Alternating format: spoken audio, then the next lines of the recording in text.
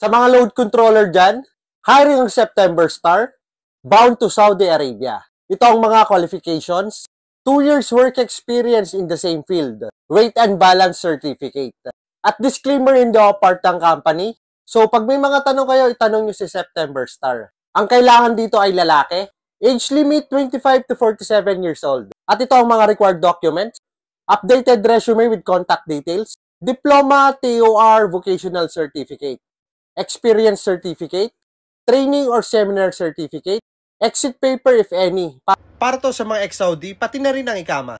Valid passport copy. Philippine driver's license if any. PEOS. And last, EREG.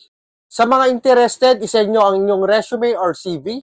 Yan sa mga email na yan. nika.septemberstar@yahoo.com and earlanthony.septemberstar@yahoo.com. And note, beware of illegal recruiters. For manpower pooling only, no fees to be collected. Ito ang kanilang contact numbers. So, pag may mga tanong kayo, kontakin nyo lang sila. And sa lahat ng mag-a-apply, good luck.